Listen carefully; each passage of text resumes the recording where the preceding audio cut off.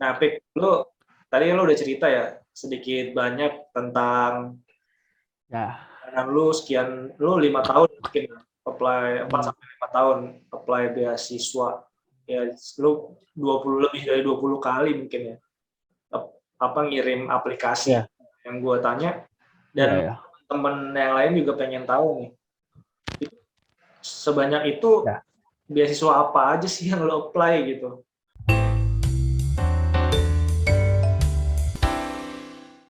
Terus gimana ceritanya Ya. yang lu dapetin malah beasiswa alumni Tilburg yang menurut gue nggak umum Ya. orang Indonesia dapat beasiswa ini gitu. Orang Indonesia kan biasanya beasiswa LPDP, ya nggak sih? Dikti, Ya. Ya. Bright, kayak gitu-gitu ya. Ya. Ini Ya. Ya. ini menurut gue nih menarik untuk diceritain gitu. Ya. Ya.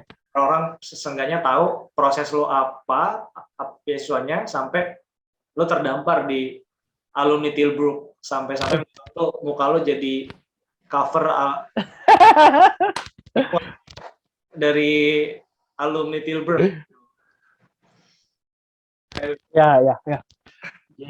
Ya, kan tadi gue dicerita ya, kan gue mau sekolah tuh dari 2013 kan ya sebenarnya. Nah, dulu kan at that time kan sebenarnya satu-satunya beasiswa gue yakin sih satu-satunya beasiswa yang jadi top of mind itu LPDP ya.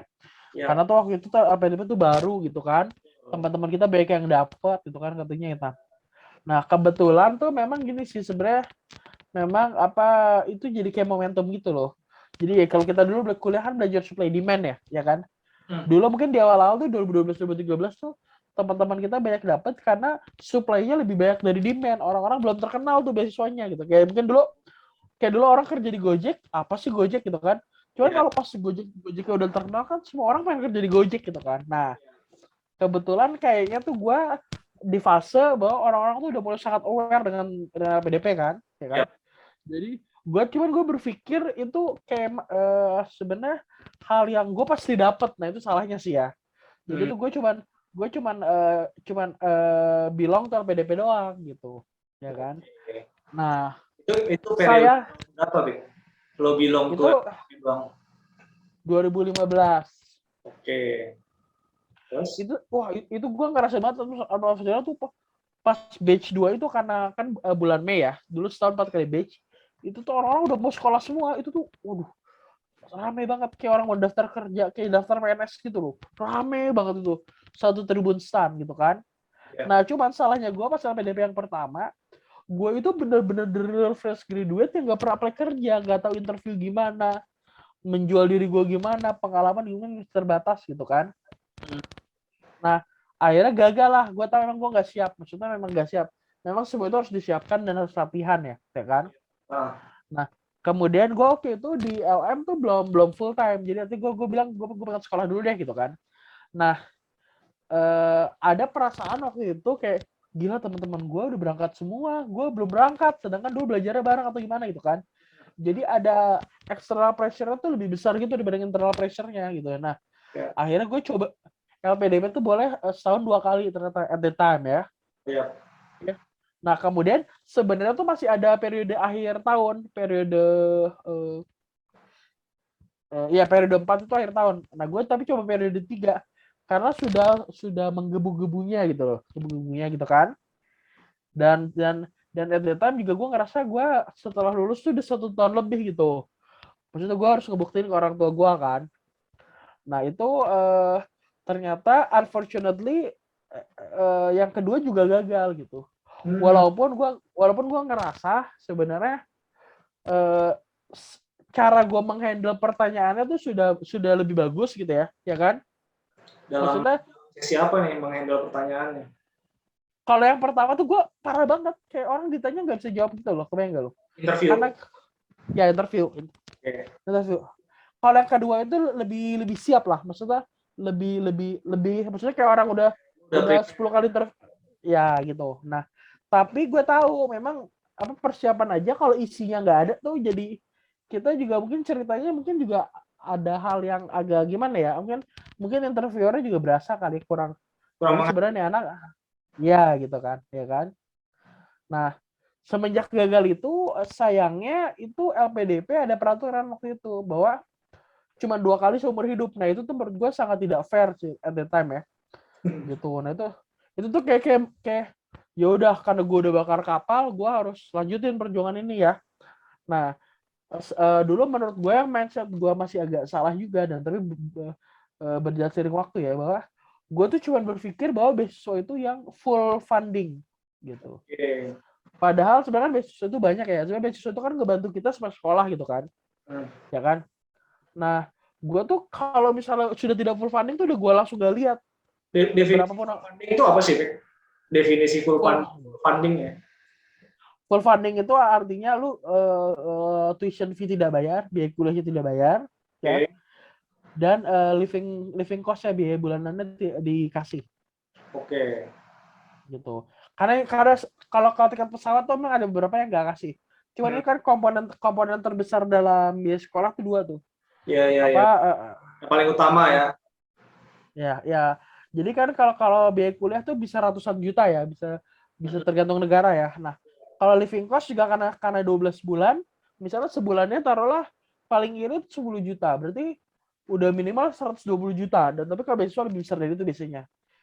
Nah, jadi kan ini dua pekerjaan rumah ya, dua pekerjaan rumah. Nah, itu sih ada sebenarnya beberapa, setelah gue tahu tuh ada juga sebenarnya beasiswa yang potongan biaya kuliah, atau misalnya living allowance-nya cari sendiri gitu banyak sebenarnya. Iya.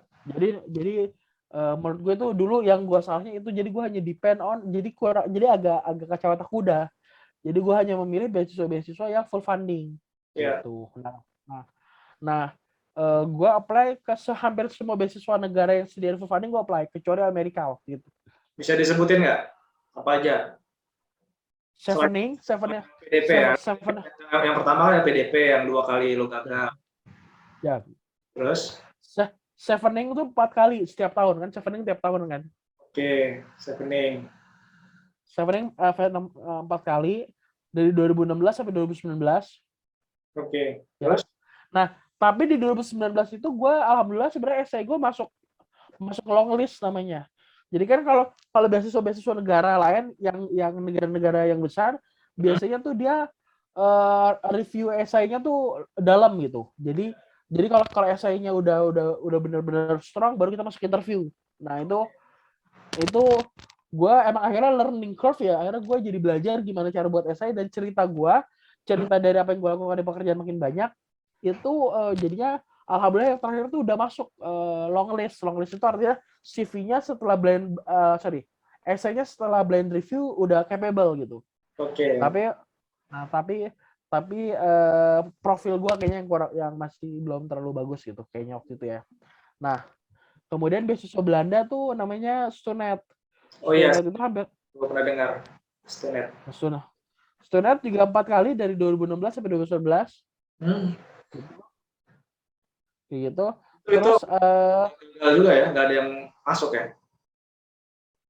ya, Stunet itu tadinya gue apply-nya di Groningen, karena Groningen gue waktu itu taunya ada program marketing intelijen. Nah, ternyata 2 tahun gagal, ternyata gue menemukan program lebih bagus dan lebih fit dari gue di marketing analytics Tilburg gitu. Nah, ya udah, akhirnya di situ kan. Nah, terus beasiswa apa lagi ya? Beasiswa AS, Australia tuh AS tuh 3 atau 4 kali. 3 atau 4 kali juga gitu. Itu kalau beasiswa yang di luar, beasiswa negara ya istilahnya tadi ya, yang full funding yang negara, lo bisa coba di atas 3 kali itu karena emang nggak ada requirement tertentu ya? Ada. Berapa kalinya? Berarti sebenarnya bisa aja nyoba lagi ya kalau mau ya? Bisa. Jadi sebenarnya memang banyak juga Chevening tuh baru 5 kali baru dapat gitu, persistensi aja sih gitu. Ada yang sekali baru dapat gitu.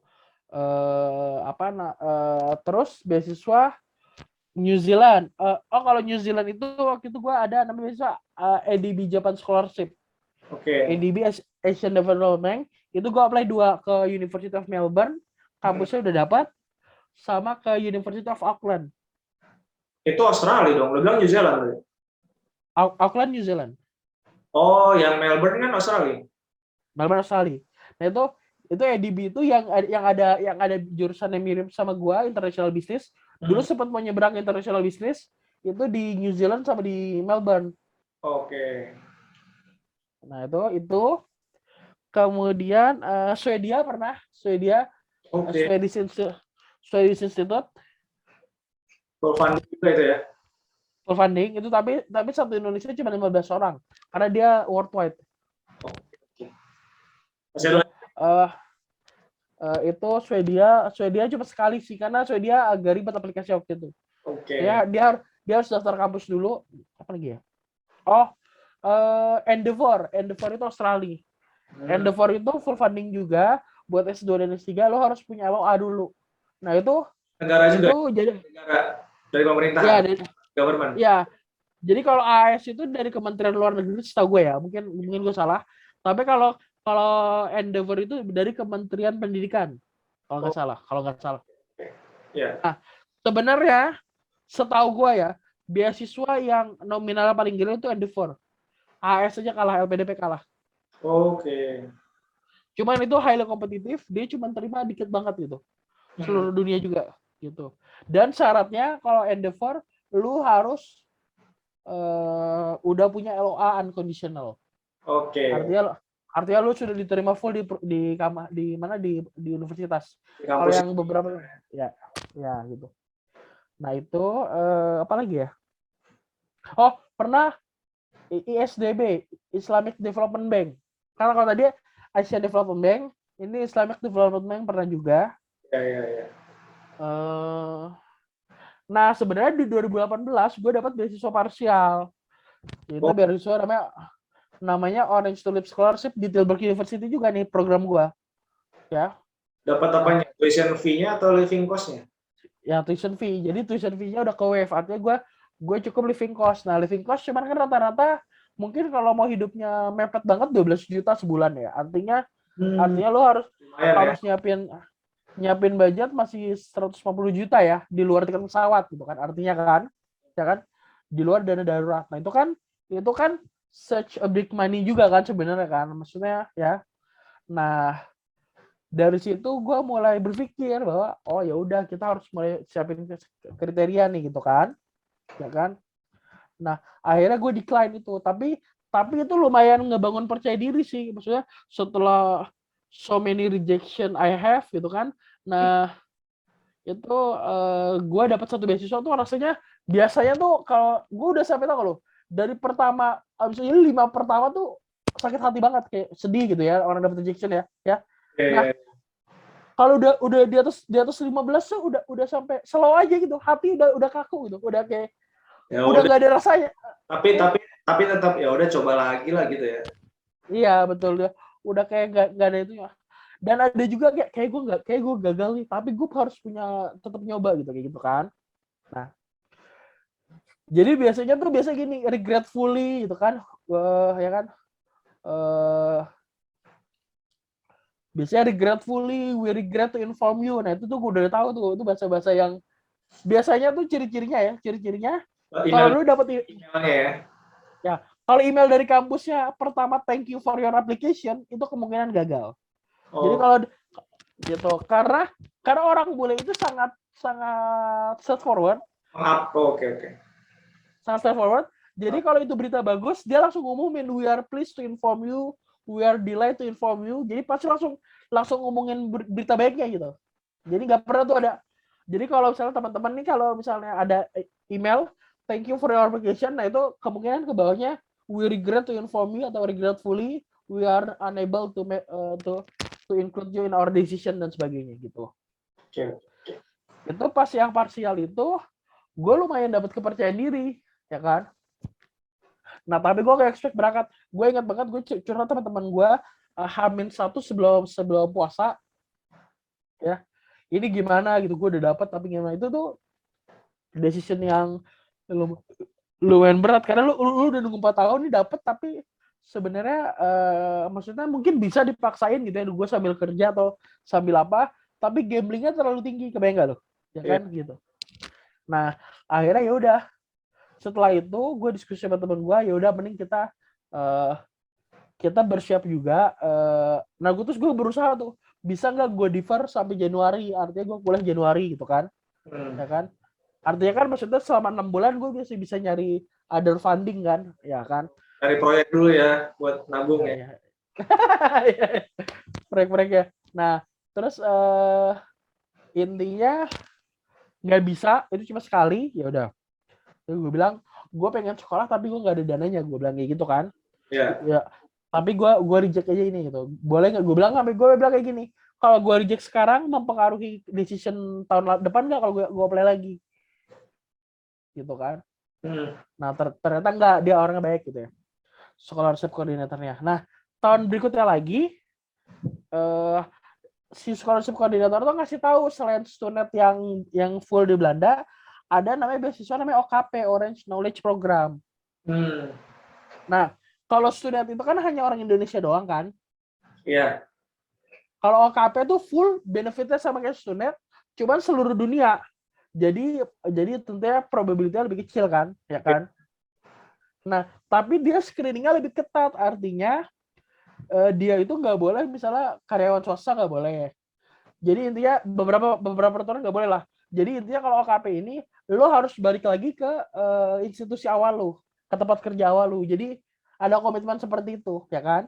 Nah, gue lumayan confident tuh. Wah berarti gue bisa dong nih gitu kan. Saingannya terbatas dan kantor gue kan ngedukung banget gue sekolah gitu kan. Iya. Ya kan? Nah, udah optimis sekali gue apply student, apply OTS. Ternyata OTS-nya yang parsial itu namanya Orange Student Scholarship ya. Yang parsial yang tahun lalunya gue dapet, tahun 2019 gue nggak dapet ternyata. Oke. Nah, udah lumayan stres dong, Ya. kan? Sedangkan 5 tahun itu gue nggak ngerasa udah mulai capek, udah mulai exhausted, kebayang gak lu? Iya. Nah, itu udah mulai decline. Nah, terus studentnya juga nggak dapat. Nah, OKP juga terakhir tuh bulan Juni gue nggak dapat juga. Jadi ternyata scholarship koordinatornya tuh, jadi gini, singkat cerita, OKP itu lu harus masukin aplikasi lu ke fakultas dulu, ya. Nah, nanti fakultas ngusulin ke Belanda, ke pemerintah Belanda, ya kan. Nah, yang bikin gue agak pede tuh di bulan Februari kampus gue ngusulin nama gue ke universitas. Nah, gue kan jadi lumayan agak pede kan. Wah, gue udah diusulin dari fakultas nih, berarti kan gue kansnya lebih besar dong gitu kan. Nah kan, ternyata gue tunggu sampai akhir Mei itu nggak ada, padahal harusnya pertengahan Mei harusnya udah ada hasil, ya kan. Nah itu rasanya digantung tuh ya, makanya HR jangan ngegantung talent ya. Nah apa namanya, itu lumayan bikin itu awal Juni gue beranikan email, gimana gitu kan, gimana Prosesnya. ya gue tuh ternyata dia bilang, aduh mohon maaf, itu tuh scholarship koordinator yang sama tahun lalu yang gua apply, dia masih jadi scholarship koordinator, jadi dia apal gue juga kan. Dia bilang sorry lu nggak dapat, gue baru nginfoin gitu kan, ya kan. Tapi karena tekad gue mau sekolah tinggi, gue mau belajar, gue sampai nanya gini, gue insist ya kan, gue nih pengen sekolah dari tahun lalu, gue pengen sekolah tahun ini, tapi gue nggak punya biaya, gue bilang kayak gitu kan, ya kan. Gue udah putusin berangkat nih apapun konsekuensinya, gue bilang gitu. Tapi lu masih ada nggak sih sebenarnya scholarship funding opportunity lain yang gue masih bisa apply? Iya. Yang gue bilang, maksud gue yang at least ngeringanin biaya gue deh, maksudnya tuition fee-nya dipotong 50% juga nggak apa-apa deh gitu kan.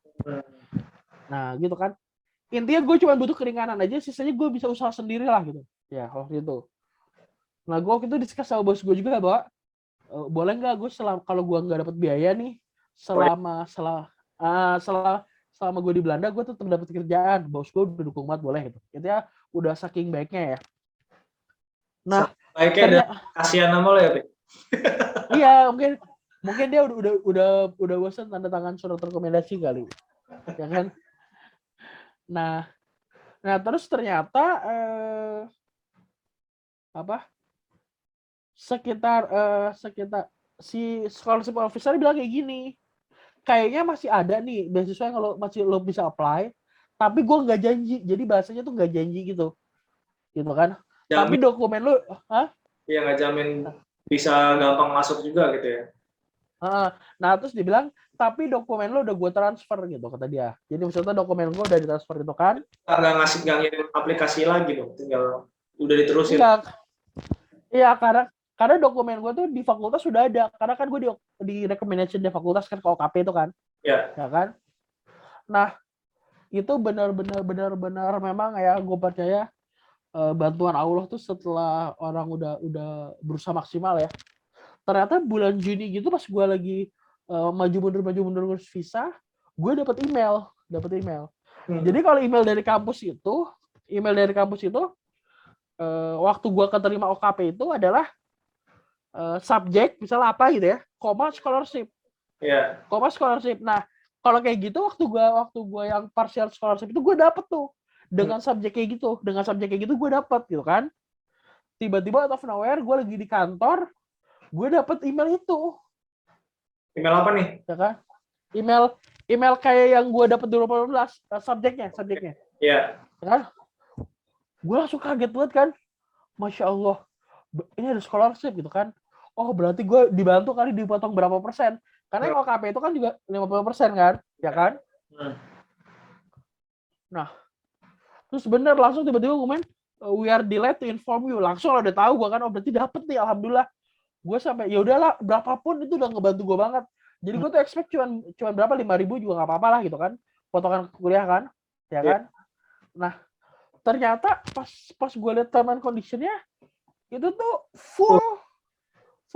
Ini beasiswa apa juga apa? Ya akhirnya beasiswa gue dapet namanya Tilburg Alumni Fund.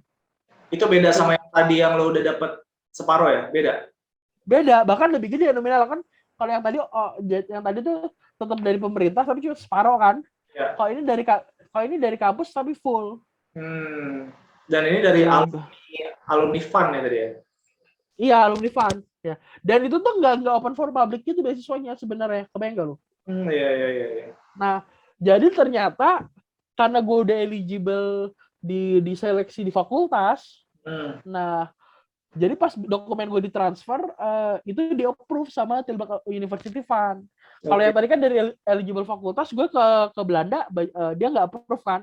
Universitas punya budget dan itu full, dan itu cuman yang full ya cuman 3 orang satu universitas, 2 orang lagi.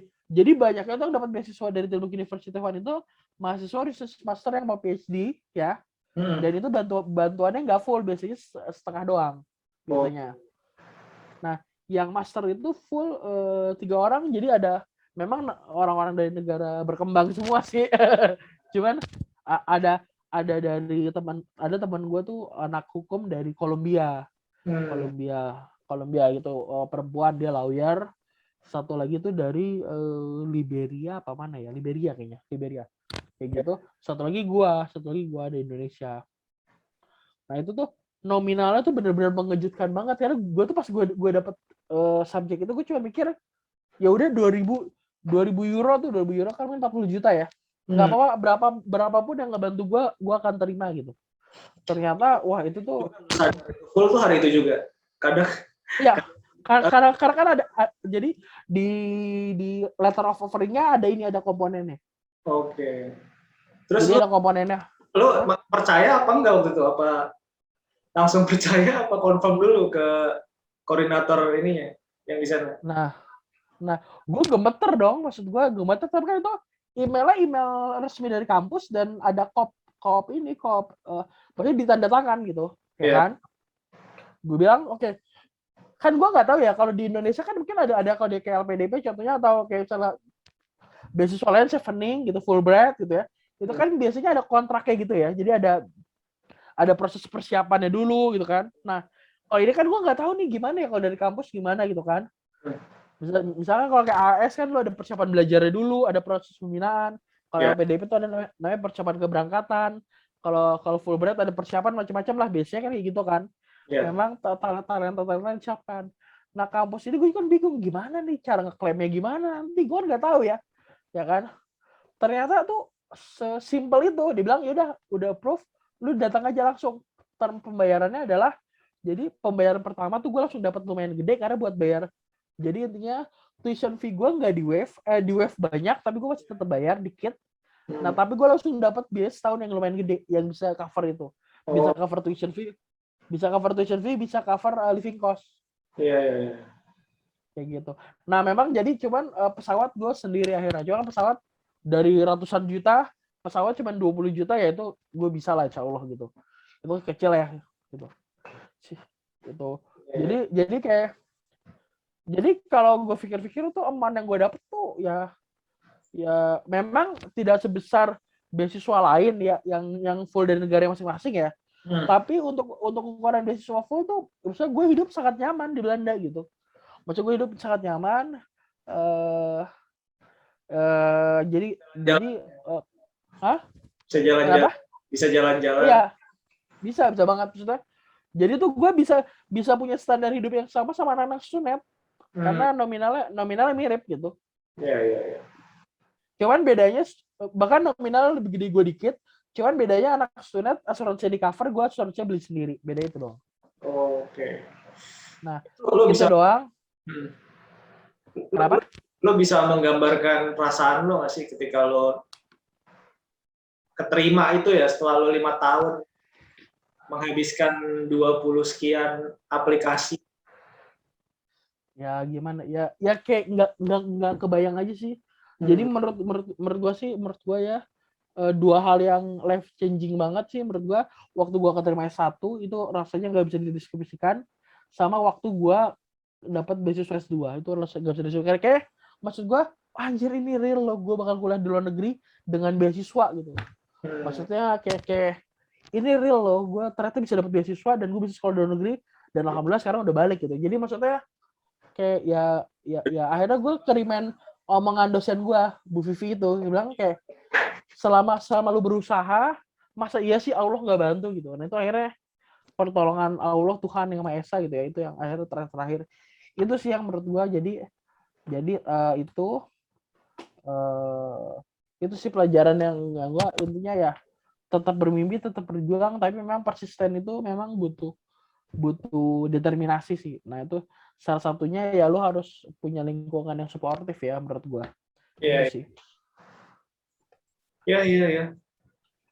Terus kalau bisa diambil pelajaran ya, Beb, dari proses lo yang nggak pernah sekian banyak proses yang lo ditolak-tolakin itu, kira-kira menurut lo bisa lihat nggak sih kekurangan lo ya secara selain karena ada faktor luck dan sebagainya ya, itu Ya. sebenarnya persiapan lo yang udah bertahun-tahun itu sering kali di reject, ada ininya nggak sih? Ada alasan Apa? yang ada alasannya nggak gitu dari sisi persiapan? Ya. Ya. Sebenarnya sih bukan untuk membela diri ya, bukan untuk membela diri. Kalau bagi beasiswa yang dari negara lain itu memang jurusan bisnis itu apa namanya bukan prioritas, artinya Hmm. artinya isunya tuh tidak seksi lah gitu. Itu mungkin kalau membela dirinya ya. Nah tapi memang sebenarnya gini sih, setiap beasiswa itu gue tuh dulu fresh graduate, maksudnya nggak punya bayangan gitu ya artinya buat aplikasi itu nggak maksudnya satu pengalamannya kan gue Ya. nambahnya tuh gue nambah pengalaman banyak 2017 ke 2019 ya kan akhirnya jadi kalau kayak gelas tuh kalau gelas isinya banyak dia bakal ngeluarin banyak juga kan. Hmm. Nah menurut gue tuh dari 2015 ke 2017 tuh gue waktu itu isi gue belum terlalu banyak gitu akhirnya jadi gue tuh masih fase pemanasan, artinya gimana cara buat aplikasi yang bagus, artinya tiap tahun sih ya kan kayak contohnya Chevening yang gue bilang itu Ya. akhirnya dari 4 tahun aplikasi tahun terakhir gue ternyata udah eligible gitu kan sebenarnya. Nah itu akhirnya ya itu jadi bagaimana seni meyakinkan, seni bercerita, dan lagi sebenarnya bahasa Inggris juga sih karena gue bilang gue tuh kan di awal gue struggle banget bahasa Inggris kan gue cerita ya. Ya. Nah mungkin jadi kayak kalau orang lain tuh udah 10 langkah, gue masih langkah dari 0. Nah itu Ya. juga jadi sobat-sobat beasiswa, menurut gue kalau kalian dari S1 sebaik mungkin sudah bahasa Inggris sudah bagus itu bakal banyak advantage-nya sih menurut gue untuk Ya. Ya. mempersiapkan itu sih menurut gue. Itu sih. Mungkin itu aja sih yang bisa gue sampaikan, mudah-mudahan bisa bermanfaat ya. Bagi yang mau sekolah gue selalu dukung dimanapun itu ya. Goks, what an amazing talks with you. Lu bangga gak sama gue kira-kira? Bangga Gue gue, bisa ngomong sebesar. bangga gue bersarung mangga. Gajah duduk dong, gajah duduk. Oke, ini udah cukup lama nih buat gue ya pertemuan dan mungkin untuk kita sambung lagi, siapa tahu ada topik yang lebih menarik yang bisa lu share ke Arista Institute Channel. Begitu, bye-bye. sampai ketemu lagi dan sampai ketemu lagi teman-teman sahabat Arista. Dadah. Dadah ya. Thank you, Big.